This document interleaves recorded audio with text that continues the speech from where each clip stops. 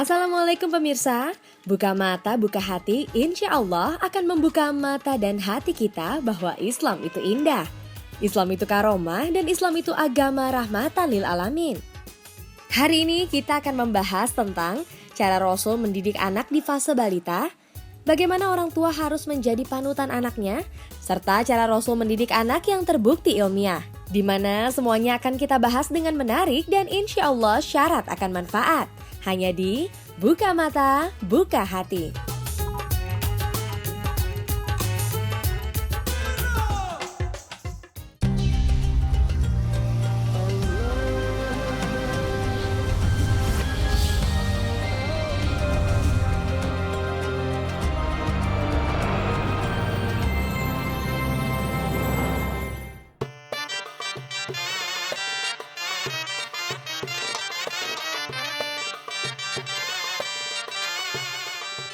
Setiap orang tua menginginkan yang terbaik untuk anak-anaknya. Kita sering melihat berbagai macam cara akan dilakukan untuk mewujudkan anaknya menjadi soleh, pintar, dan jujur.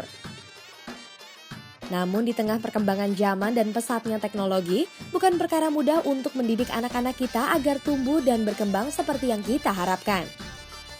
Pengaruh lingkungan, zaman, dan teknologi tersebut sangat besar, bahkan bisa berdampak kurang baik jika kita tidak bisa mengawasinya. Lalu bagaimana kita harus mendidik anak-anak kita di saat pengaruh perkembangan zaman sudah sangat pesat dan bisa membuat anak-anak kita salah arah? Tentu saja jawabannya harus sesuai dengan ajaran agama Islam. Salah satunya adalah dengan mengikuti bagaimana Rasulullah SAW mendidik anak-anak beliau. Rasulullah SAW memberikan perhatian secara khusus dan berbeda pada setiap fase pertumbuhannya. Pada fase balita menjadi masa di mana kita harus benar-benar mempersiapkan akan seperti apa anak kita kelak. Balita seperti halnya sehelai kertas putih bersih. Jika kita mencoretnya tidak karuan, maka kertas tersebut juga akan terlihat kotor. Sebaliknya jika kertas itu dirangkai dengan tulisan dan gambar indah, maka kelak kertas tersebut akan terlihat sangat indah. Mengawasi hal-hal baik bagi anak adalah satu hal yang tidak boleh dilewatkan.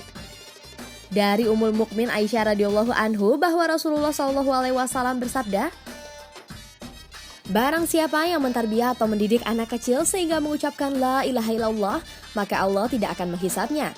Hadis riwayat Tabrani dari Aisyah radhiyallahu anhu. Amalan di hari kelahiran anak yang sangat baik dilakukan sekaligus mengajarkan anak lewat batiniah adalah dengan mengeluarkan zakat, mendengarkan azan di telinga kanan dan iqomah di telinga kiri. Di hari-hari berikutnya, amalan yang juga secara tidak langsung mengajarkan amalan baik adalah melaksanakan akikah. Setiap anak itu tergadaikan dengan akikah atau sebagai penebusnya yang disembelih pada hari ke-7, sekaligus dinamai dan dicukur rambutnya pada waktu itu. Hadis riwayat Tirmizi dan Hakim. Saat anak masih berusia 0 hingga 6 tahun, Rasulullah menyuruh para orang tua untuk memanjakannya, mengasihi dan menyayangi anak dengan kasih sayang tanpa batas.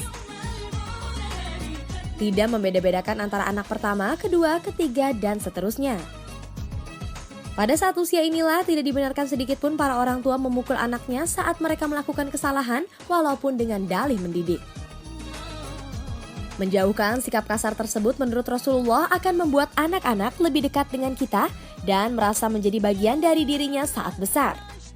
Akan menjadikan para orang tua sebagai teman terbaik, pemberi rasa aman dalam meniti usianya, karena percaya kedua orang tuanya akan selalu berada di sisinya setiap waktu. Tak ada waktu yang paling tepat bagi para orang tua untuk meluangkan waktunya dengan memberikan kasih sayang, perhatian, dan menjadikan orang tua adalah pesantren pertama bagi mereka.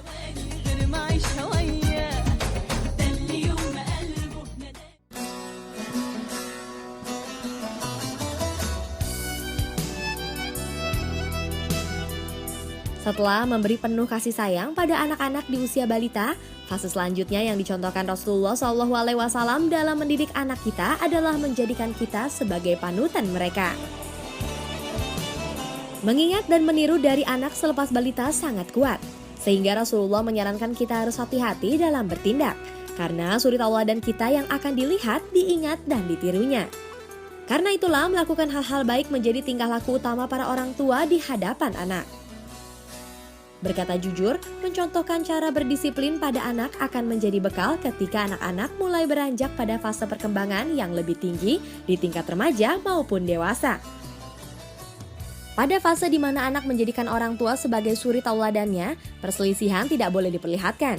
Agar tidak menjadi cerminan buruk, perselisihan orang tua harus bisa diselesaikan di tempat yang tidak terlihat anak-anak. Pertengkaran orang tua bisa membawa anak menjadi berkecil hati lantaran menganggap keluarga tidak harmonis dan kurang kasih sayang. Sebaliknya, menunjukkan kasih sayang antar orang tua akan memberikan rasa aman bagi anak-anak di lingkungan terdekat mereka, yaitu keluarga.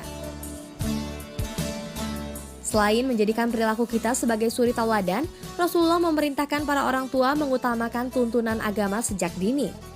Mengenalkan Islam dari hal ringan yang dijadikan dalam kehidupan sehari-hari bisa membawa pribadi anak-anak menjadi soleh dan soleha.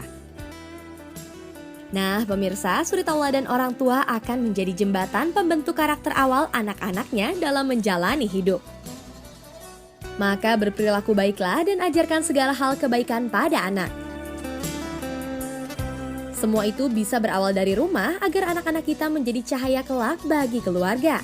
Amin ya robbal alamin. Buka mata, buka hati.